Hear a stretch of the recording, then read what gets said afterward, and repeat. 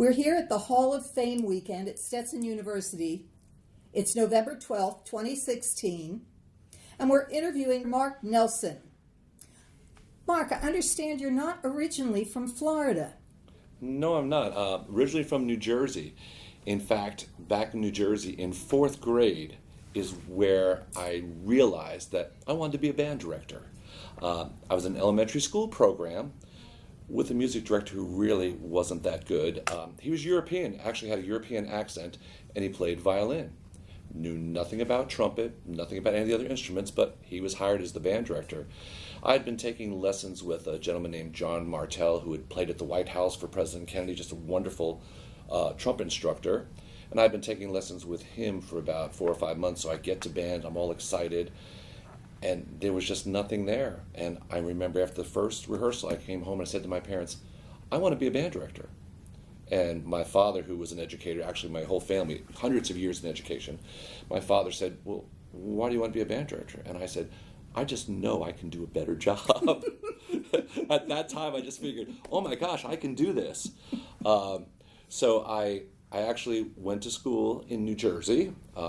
I went to New Jersey City University for my undergraduate work, which was wonderful because it was a 15-minute subway ride from New York City, and all the professors were actually practicing musicians in New York.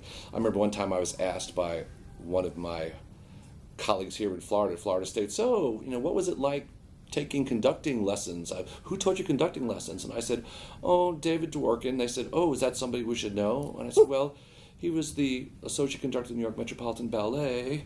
So those are the type of people that I got to work with my undergraduate work. I did my, while teaching at Parsippany High School, I did my first couple years in Bound Brook High School, and then I went and was the director of bands at Parsippany High School. I went down to Trenton and did my master's work at Trenton State University. Then wound up finishing that, and my father was going to retire down to Melbourne Beach in Florida, and they had built a house, and so I really liked it. I thought it was a really neat place. So when I was in college, I sent out resumes and stuff to all the different high schools, not realizing that it went through a county board of education. So I was down in Florida in the summer vacation. It was about 7 o'clock in the morning, and I got a phone call. So groggily answered the phone, and I said, hello, and the person said, hi, my name is Tom Sawyer. And I said, yeah, I'm Huck Finn, and I hung up. I got a call 3 hours later, and the person said, hey, my name really is Tom Sawyer. I'm the assistant principal at Rockledge High School. And anybody who's that good at 7 o'clock in the morning, I need to talk to you. So it wasn't that I was looking for a teaching job in Florida, because the Parsippany program was very successful. My father had, in the meantime, passed away, and so the house was sort of sitting down there, and I went for the interview, and the administration liked me. They said, but you have to talk to our supervisor, our music resource person. And that wound up being June Hinckley. Of course, at that time I had no idea what she was going to go on to, because she was originally from Brevard County. And it was a very thorough interview. I realized much later it's because her daughter was going to be in the Rockledge band. So she made a point of going through her due diligence in interviewing me. But the most important part about the story is the job was between me and a graduate of Florida State. So June took all of my paperwork and sent it up to Jim Croft and said, what should I do? Should I hire the FSU person or hire this person? And of course, when I heard that, I thought, what chance do I have for a job? He teaches at FSU. And his answer was, hire the kid from New Jersey. So it was really neat. And Jim and I wound up having a fun relationship over that, because whenever I saw him, I said, if something goes south, I'm just going to blame it on you, because you're the reason that I'm here, the reason I got this job. But he became one of my great mentors. I took the job in Rockledge and found the state of Florida to be a wonderful place to make music, mostly because of the mentorship program and the Florida Bandmasters Association. New Jersey really didn't have anything like this. There was a teachers organization, but there wasn't anywhere where you could pick up the phone and talk to this band director unless you knew who they were. There was no structure to the organization at all. So I came in and right away became very friendly with Jim, but I had people like Jack Crew and Lewis Jones in my life who I could pick up the phone at any time and call. And same thing with Bobby Adams. We would talk about literature, just things that I needed to learn as a young director that they were so helpful with. And then, of course, my great mentor, Joe Krynas, who I still work with. Joe taught me how to listen to music in different ways and taught me to be broad about my listening. I was a double major in school, trumpet and voice. So I appreciated listening to lots of vocal things. But I would go to Joe's house and maybe we'd listen to a piano concerto or a string group, I'm not knowing that a few years later I'd be teaching strings. So he just sort of opened up my mind to that. It's really funny. There were some people who were afraid to have Joe in their room because they didn't know what he was necessarily going to say. I thought it was great to have him in my room, but I have to tell you a story. The first time I had him in my room, I was in Rockledge. I had heard about him, so I said, well, I'm going to bring this guy in. So he gets up on the podium, he's working with the group, and at one point he turns and stamps his foot on the podium. He says, you, now this is Joe speaking, not me, you've got pretty damn good ears. Why don't you try using them? Well, I think some people would have become a shrinking violet and just disappeared and maybe never had him in their room again. But I didn't have to be told that twice. And I said, when can we get together? Because he says, I've got some things I want you to listen to. Great. When can I do that? How many times can I do that? And we just became great friends. He was a great friend of the Rockledge program. And then when I moved to Satellite, I was driving 38 miles one way from Melbourne Beach to Rockledge. And the Satellite position opened up, and it was half the distance. It's interesting because I got there, and I was told, well, there's never going to be a good program here because there's just a bunch of surfers, and they had not done well in MPAs. Of course, there were festivals back then. They had not done well in MPAs for a long time, and they said it's just the culture, and it takes a couple years to change that culture. But I can tell you, I had Tuesday night rehearsals with my wind ensemble all year. I had orchestra rehearsals with my symphonic orchestra, my full orchestra on Wednesdays, and my symphonic band Thursdays. I never had students missing because they were riding waves. So there's a culture change that happens sometimes. I mean, that was a great challenge. It was changing that culture. But I found that using literature, and actually good literature, and we learn about good literature by studying. I'm still studying scores. I got a box delivered the other day. My wife said, your reading material is here, because it was scores that I needed to order, that I need to sit there and read through. I guess some people curl up with a good book on a rainy night, and I curl up with a good score. Good score. And so I feel like it says retired next to my name, but I don't see how we're really retired, because there's always learning. We're always digging into the music. So the challenges are bringing good music to students, helping them to understand. I've had so many former students that have gone on to be music majors, and I'm really proud of the fact that I never told a student, you need to be a music major. I've never done that. Yet I've had years where I've had 15, 20 kids go on to be music majors. And I thought, well, why would they be doing that? And it came to me, it's what I was delivering and how I was delivering it. That somehow I was instilling that love and that passion in them, that they just had to go further. And how can I expand my horizons? And I've always said, I've done my job if people go off and come back being much better musicians than I even thought about being. Because we can't want just our students to be good players in our bands or in our orchestras. And I worry that people just think about that student the time that they're in front of them and in the band or the orchestra. I want my students to be great appreciators of music. I want them to be great consumers of music. I want them to go to concerts. I want them to buy recordings. And I've encouraged them, if there's community bands or something like that, you need to get involved with it. But if we don't have those consumers, those appreciators, those lovers of music, then we're not going to be able to continue having programs in schools. So I was never trying to create that next great student or that next great music major, but somehow doing what I did, that was through osmosis or something. that was happening. That I was somehow creating these really outstanding musicians without me trying to, without that being the goal. The other challenge for me when I first started teaching was not understanding the student who was really happy sitting last chair. Because I was like, well, don't you want to do this? Don't you want to do that? And then finding ways to challenge that student to reach their potential, which might have been different potential musically than that child who was sitting first. But I did a lot of small ensemble work. I'm a great believer in small ensemble work. I had some feeders over the years that weren't great, and I had to figure out how do I make up for not getting the students, and I did it through solo and ensemble. I think it's the most important thing we do as directors.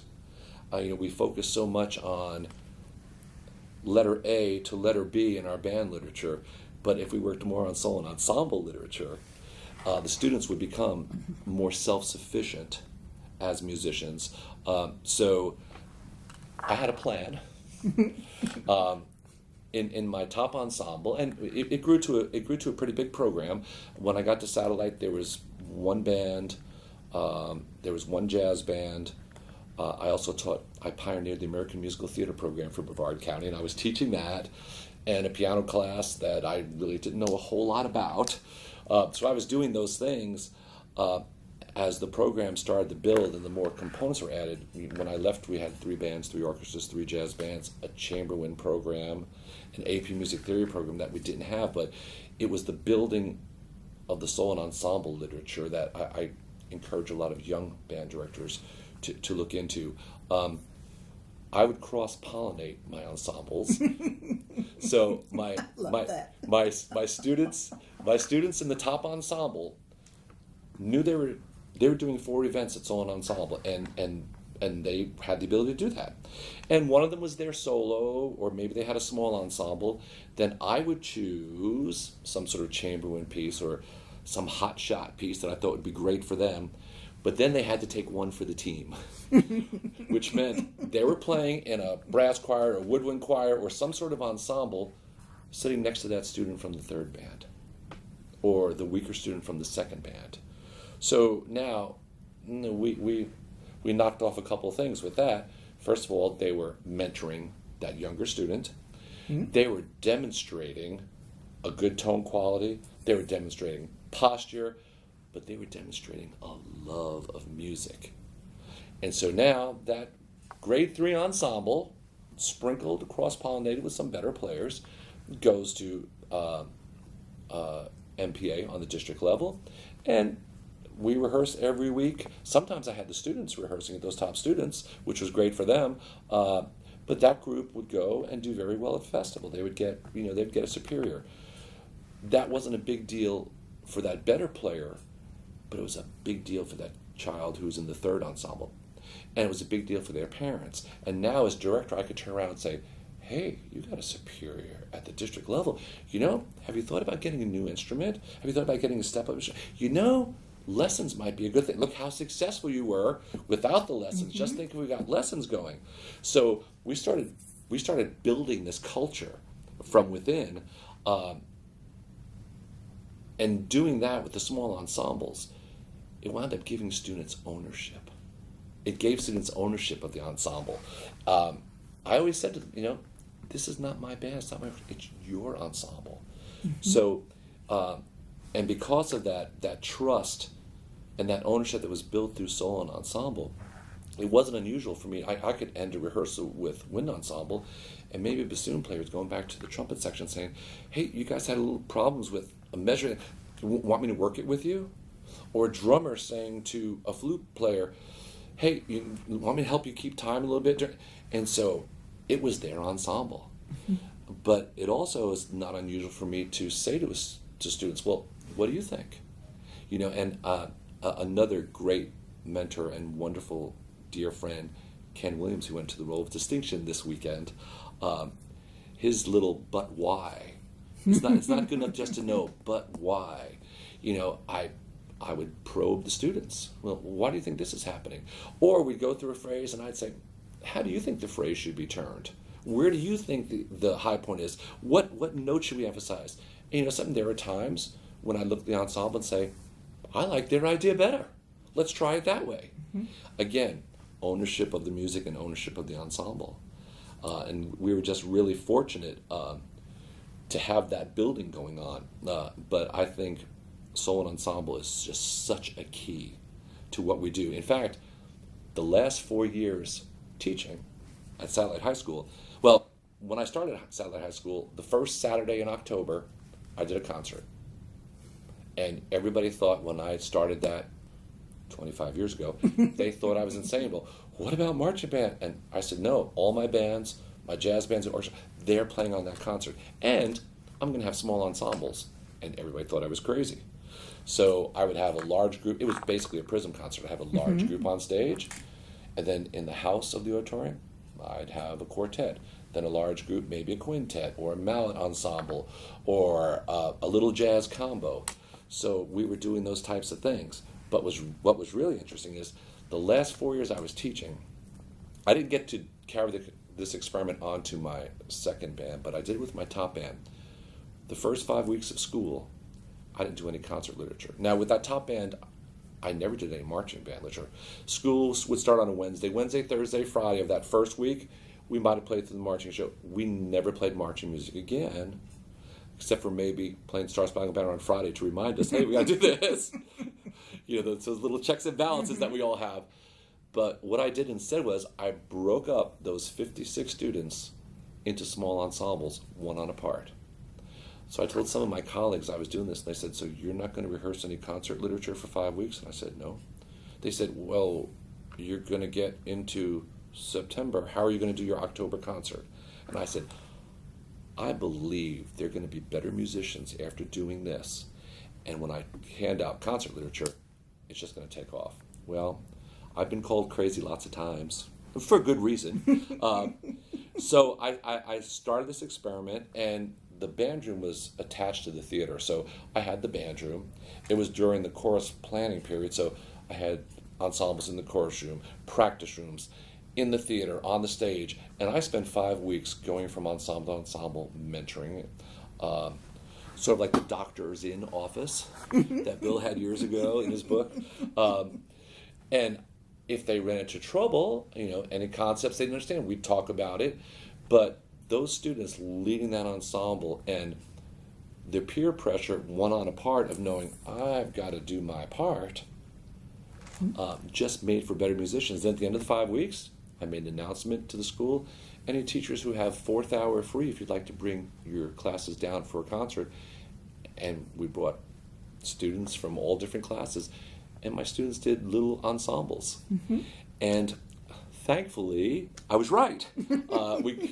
Thankfully, when I passed out concert literature, they were just so much more confident from that last chair player to the first chair player, because that last chair player might have been in a small ensemble where they were the lead person. So they were no longer depending on 4 or 5 people in front of them. So the solo and ensemble thing was just huge for us. At its height, for district, I was looking at maybe 65, 70 solos. The students with quartets and trios and things like that, maybe another 25, 30 ensembles.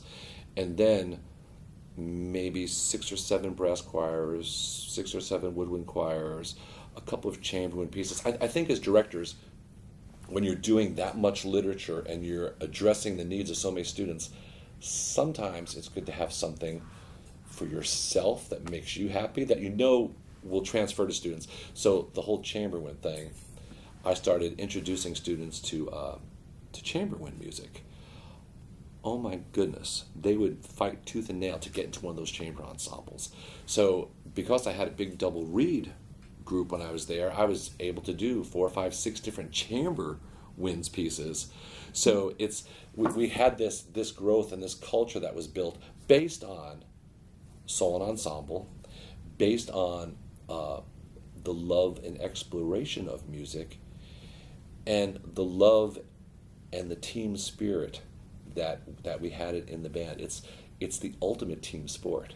Mm-hmm. Mm-hmm. You know, I used to joke. You know, I said we'd leave the football field on a Friday night, and on Monday I'd say, "Do you notice how many people on the football team had clean uniforms?" A lot with clean uniforms, and in our rehearsals, there's no such thing as clean uniform. We need all of you, and that person sitting in that third row is just as important. Now, when I put students in seats, I helped the importance of that also. If I had 12 clarinet players in my wind ensemble, when I did an audition for seating, the top person went to clarinet 1 first chair. The next score went to clarinet 2 first chair. The next one, clarinet 3 first chair. And because of the culture of it being their team and their ownership of that team, and I didn't realize this one year, it was really funny, a student graduated, and she came up to me at the banquet, and, you know, and she hugged me, and she was with her parents, and she had made All-State every year for 4 years. She had played grade 7 solos on clarinet and got superior ratings, and she never had moved out of the 3rd clarinet section in wind ensemble. And I said, gosh, her name was Carrie. I said, gosh, Carrie, I'm sorry. She goes, oh no, it was great. That was my role. She goes, I got to do my solos, and I got to do great ensembles, and I did All-State. That was all wonderful. She goes, but that was my role.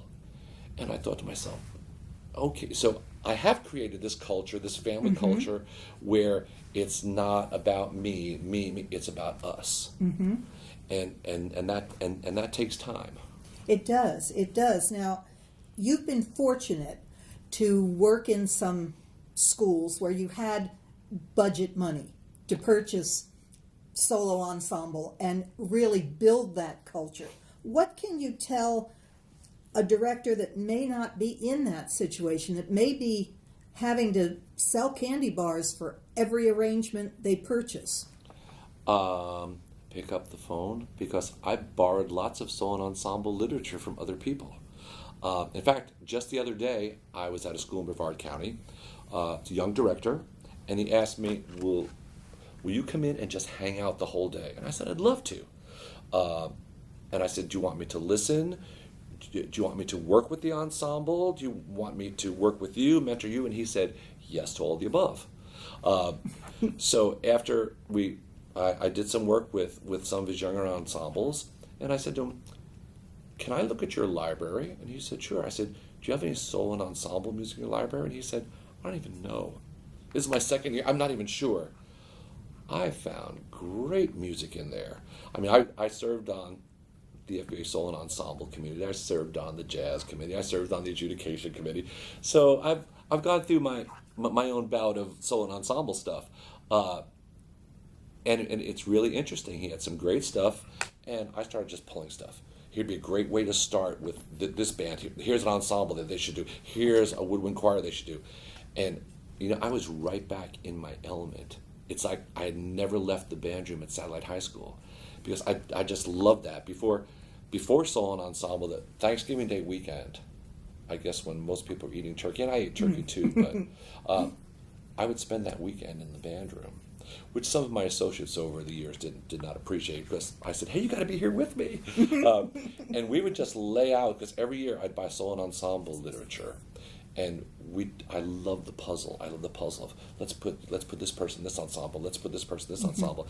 It's funny because Bentley Schellenhammer, Dr. Schellenhammer, another dear friend who I love, had done a survey years ago with trying to figure out what groups spent money, you know, how you spent money, and he talked about the results, and he said that he had found schools that spent thousands and thousands of dollars on marching band. One school that almost spent $10,000 on marching band. And then, and I forget the exact figure, and he said, but you're not going to believe it. I found a school that spent $1,500 on chamber wind music. And I was like, that's me! Here, it's me. Ooh. It's funny. It's just, I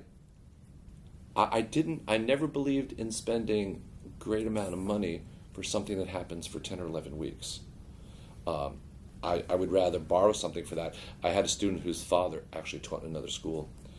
And we were coming home from the football game, and the school where her father taught had all these roto carts and equipment for carrying all these, and it was just amazing. These big rubber tires so it could go over all terrain, and here we are, we're lifting stuff that's falling apart and put it on the side of the field. And she was a bassoon player. So we're driving home on the bus, and she's sitting across the aisle from the bus, and she says, Mr. Nelson, did you see all that equipment that the other school had? And I said, yeah, I did. She goes, they had those roto carts. Why can't we have something like that? Now, remember, she was a bassoon player. And I looked at her and I said, roto carts, solo ensemble, chamber music. Roto carts, chamber. And she goes, okay, I get it. You're right. So if I could borrow something I can't tell you how many adjudicators have said to me, Mark, it looks like that sousaphone was used to cover a turkey on Thanksgiving. and I would rather go out and borrow a sousaphone to use than spend that money where I could spend that money on literature, because I really believe if we expose students to good literature, they will always rise to the occasion. Now, it's okay to do lighter things, in my mind, in my humble opinion, for a holiday concert, for a spring concert, absolutely. But students will know and understand the quality if you give them a daily dose of quality literature. It's funny when the series of books came out, teaching music through performance, I thought to myself, I should have wrote these books, because I always believed that I'm supposed to tell students the history of the piece. I'm supposed to tell them about the composer. I'm supposed to tell them about the form. I'm supposed to tell them about the different motives and ideas. And all that came out in the book, and the book was so widely popular, I thought to myself, I guess you're doing the right thing, because that's how we're educating the students about what's good and what's not. And you know that it's starting to work when students then start bringing recordings into you and saying, hey, Mr. Nelson, did you hear this? What do you think of this? And the fact that they want to know what I thought of it. Now, well, what do you like about it?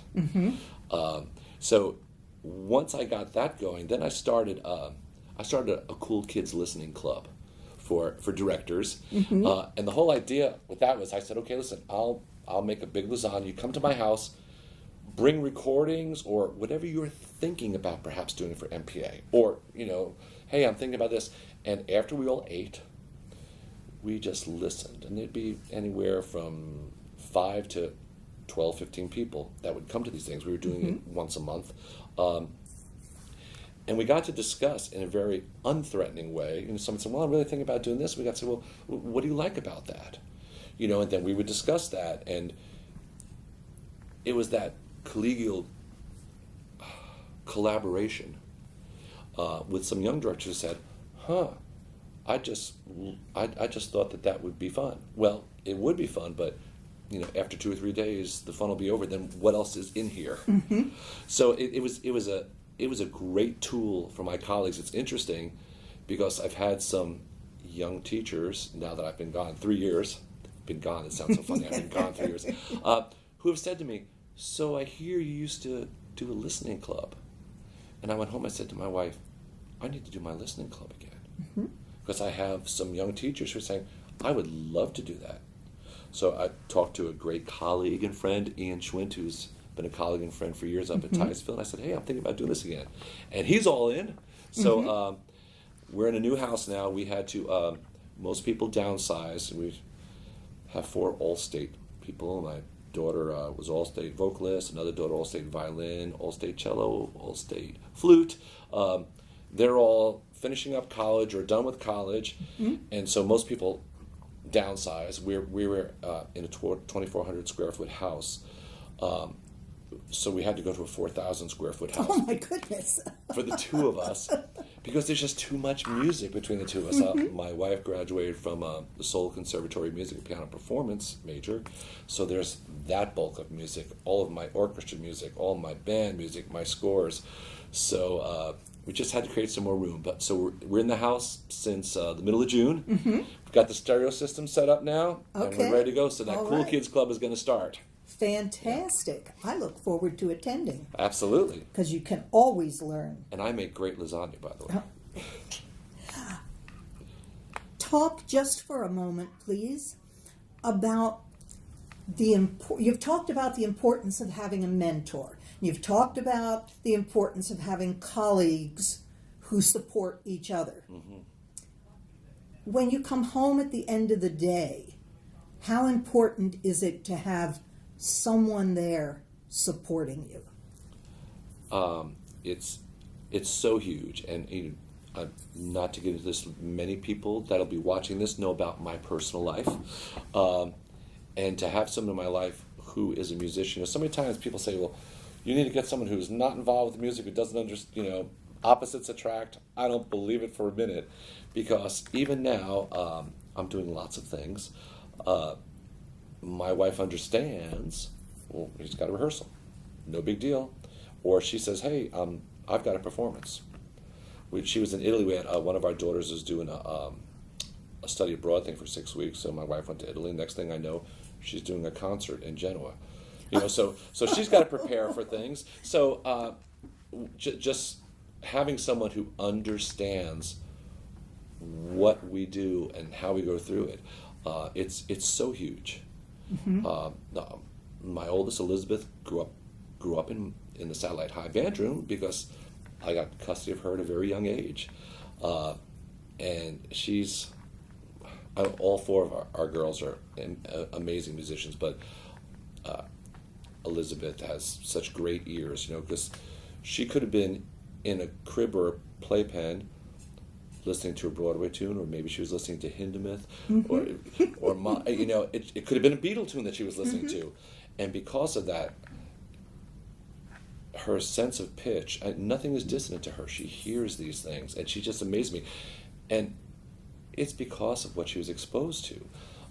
Joe Christ has come up with a new list of elementary music that he believes should be played. Don't even talk about, just play for students in early ages, just that they start hearing things again. And I realized with my own daughter, the things that I could come home when she was sick in high school, and one day I came home and she's sitting on the couch and she's crying. I said, what's the matter? And she points to her. She was listening to Mahler too.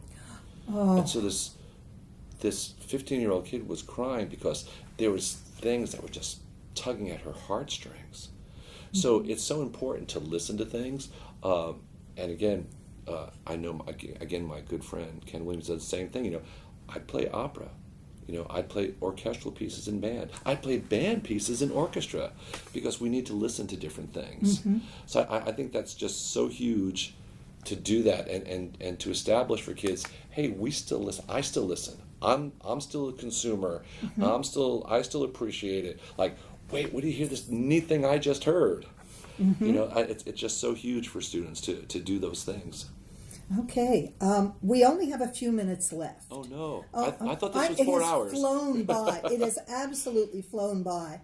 And I still want to hear, you're doing some amazing things in your quotes in retirement, which is an entirement so far as I'm concerned. So I want to hear a little bit about that, and then I want you to finish up with your favorite story. Okay, wow, there's just so many things floating around in my head right now. I just sit at home in front of the TV with bonbons all day, I'm the artistic director for the Creative Young Artists Youth Symphony, and there's 3 groups right now. That there's the Philharmonic that I do. Ian Schwint does the symphony, full orchestra also, and Rebecca Simons does our string ensemble. In fact, we just finished a concert where we did Roman Carnival and the Griffith's Pleasure Dome of Kubla Khan with the top group. So I'm sort of keeping busy there. Okay. I also do the Melbourne Community Orchestra, do some work for some of the local theaters doing pit orchestras. I am in a lot of band rooms and orchestra rooms. I did the Maine All-State group a year ago. And one of the things that really has made me happy is I'm in 2 different private schools during the week, 2 days a week in each school. And I'm teaching a 4th, 5th, and 6th grade band. I'm starting them in 4th grade. Oh, my. So, it's funny, there were stories when I first started teaching, because, you're going to wind up teaching in a boiler room. Well, I actually did that in New Jersey. I actually sat in the boiler room and taught lessons. But I don't have to do that now. But it just, being back and doing those elementary schools just reminds me of when I first started teaching. And I was in 3 elementary schools in the morning, and then I was in Bound Brook High School in the afternoon. So I got to do all the elementary schools. The supervisor of music did 7th and 8th grade, and then I did the high school groups. So I sort of saw both ends of it. And I just remember working with students that age and how they were a sponge. And I find myself saying the same things now that I said then with the same results. I had a parent who called me recently and said, "Can Jake stop practicing now? Because he said that he had to go home and practice for 2.5 hours, and he's been playing a long time. Can he stop practicing?" He only knows 3 notes. Right, but you told him he needs to practice 2.5 hours, and he said, "When I tried to stop him, Mr. Nelson said I have to practice." So that I just love that sponge-like quality, and they just want to do things so badly, and just teaching them concepts that. And letting them think about it. I'm real big on rhythmic things, down foot, up foot. So everybody can do quarter notes and play a note. The unfortunate part is you tell them to play 8th notes and they do this. Right. They start tap dancing. So I talk a lot about pulse, and I said, okay, then we got to 8th notes with these 4th graders, and they're all tapping their foot and they're playing together with me. But then one little girl raised her hand and says, "Mr. Nelson, is there such a thing as 16th notes?" And I said, "Yes, there are." And she goes, "Okay, so if I reduce that fraction, like you told me to reduce the 2/8, so the 2/16 would become 1/8. So would I do 2/16 my foot goes down and 2/16 my foot goes up?" And I said, "Yeah, you would." Ooh. And I thought, for a 4th grader, wow. So because I want them to be so independent pulse-wise. I think we need to teach students pulse. I would get students that could diagram everything on the board. 1, E, and write that out. And I'd say, "Great, play it." And they couldn't play it because they had no sense of pulse. So I think it's really important that we teach pulse. Well, it's very important that folks get to know you. Well, And I believe this interview may have made you more available to more people. Can I just say something about that before we go? Certainly. It's funny. I really pride myself on literature and the literature I've learned, again, from all the mentors that I've talked about, the literature I've discovered on my own. And I've had friends that say, Mark, people are afraid of you, which I hope through this interview you find that I'm not a scary person.